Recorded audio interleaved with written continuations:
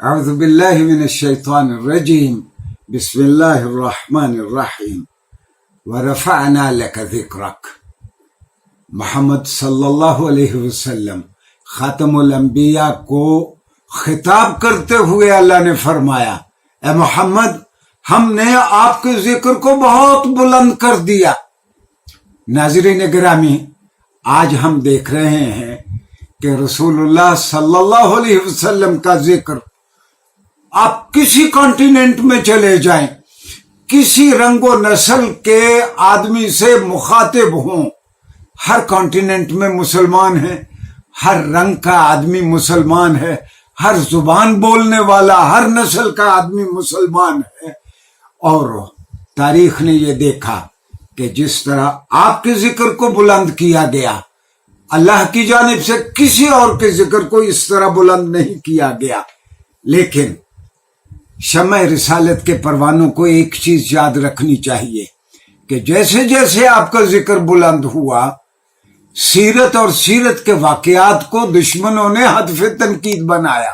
جس طرح میں نے پچھلے لیکچر میں عرض کیا تھا کہ مغرب کی، خاص طور پر جرمنی کے مستشرقین کی، امریکہ کے مستشرقین کی، برطانیہ کے اور یورپ کے مستشرقین کی یہ کوشش ہے کہ سیرت کی کتابوں کو غیر مستند اور ناقابل اعتبار ثابت کر دیں۔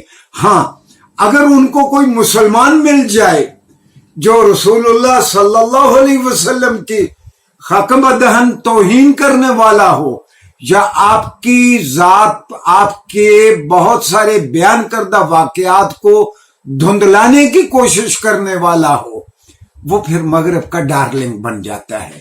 میں ایک مثال پیش کروں گا۔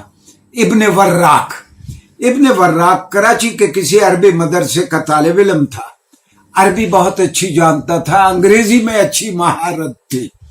برطانیہ گیا، اس نے عیسائیت قبول کر لی، اور اس نے سیرت پہ جو سب سے بڑا حملہ کیا، یہ غالباً 2006 یا 2007 میں اس کی کتاب چھپی، دا کویسٹ فار ہسٹوریکل محمد، اصل محمد عربی کی تلاش، جو تاریخ میں رونما ہوئے۔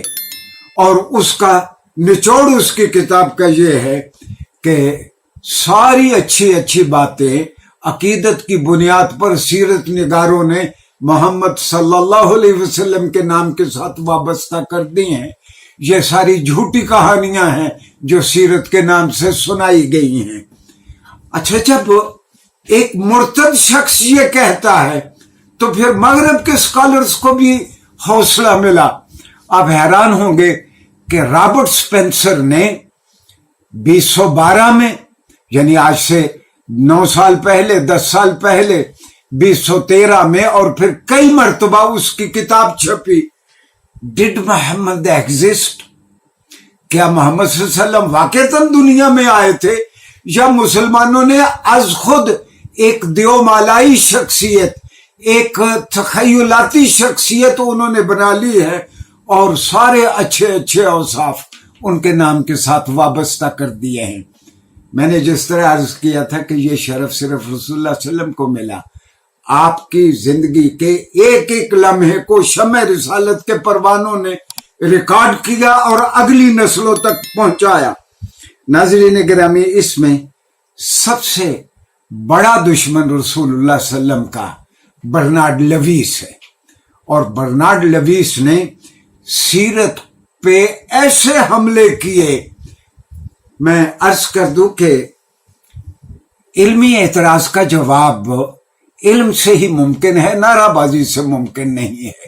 میں دکھے دل کے ساتھ کہتا ہوں کہ 57-58 اسلامی ملکوں میں ڈھنگ سے کسی نے برنارڈ لیویس کا جواب نہیں دیا۔ یہ اکتوبر 1992 ہے، نیو یارکر، اکتوبر 1992 کا نیو یارکر، اس میں ٹائٹل سٹوری چھپی، دا روٹس آف مسلم ریج، مسلمانوں کے غم و غصے کے اسباب۔ حقیقت یہ ہے کہ آج سے 29-30 سال پہلے جب کمیونزم کی موت واقع ہو گئی تھی، USSR سے کئی ریاستیں نکل گئی تھیں، امریکہ کا سب سے بڑا دشمن کمزور ہو گیا تھا، اور یہ यूनिपोलर वर्ल्ड बन गया था, एक ही ताकत रह गई थी अमेरिका। तो हकीकत में अमेरिका को अब एक नए दुश्मन की तलाश थी, अपने मुआशरों को इंटेग्रेटेड रखने के लिए, मसीही दुनिया को इंटेग्रेटेड रखने के लिए।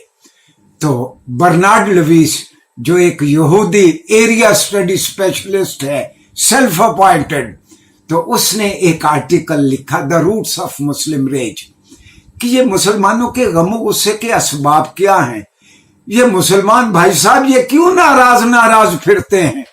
हालांकि 1992, आज से 30 साल पीछे नाज़रीन चले जाएं, पाकिस्तान की और अफगानिस्तान की मदद से तो यूएसएसआर टूटा। तो मुसलमान कब मगरब के दुश्मन थे? मुसलमानों ने तो अमेरिका से ताउन किया और यूएसएसआर टूटा। नाज़रीन गिरामी, इसने सीरत का अजीब तस्वुर पेश किया। इसने कहा कि मोहम्मद अरबी के दो ही रोल हैं। एक मदीना का रोल है मोहम्मद अरबी का, कि मदीना में मोहम्मद अरबी एक मक्की रोल है कि जब वो मकामी खुदाओं के भी बागी थे, मकामी रसूम और रवाज के भी बागी थे, सिटी स्टेट ऑफ मक्का के भी बागी थे, बकौल इस नामुराद ओरिएंटलिस्ट बर्नार्ड लवीस के। फिर कहता है कि मोहम्मद अरबी सल्लल्लाहु अलैहि वसल्लम का एक दूसरा रोल है मदीना में, जहां वो सॉवरन थे, हाकिम आला थे, सिपा सालार थे, चीफ जस्टिस थे, सारी हैसियतें मोहम्मद अरबी खातमुन नबीयीन सल्लल्लाहु अलैहि वसल्लम के पास थी। फिर वो पूरे यूरोप को और पूरे मगरब को और मसीही दुनिया को और यहूदियों को वो अलर्ट करता है कि Muslims are going to capture Europe. Muslims are going to take over Europe. आगाह रहो कि मुसलमान चंद सालों में पूरे यूरोप पे कब्जा करने वाले हैं। और फिर ऐसे आर्टिकल छपना शुरू हो जाते हैं, Muslims are coming, Muslims are monolithic. Monolithic ये कंप्यूटर वाला नहीं है। मोनोलिथिक जब इंटरनेशनल रिलेशंस में बोला जाता है तो इसका मतलब यह है कि मुसलमान यकतरफा ट्रैफिक रखते हैं, सिर्फ बोलना जानते हैं, वो सुनते नहीं हैं, वो किसी की बात मानने को तैयार नहीं है।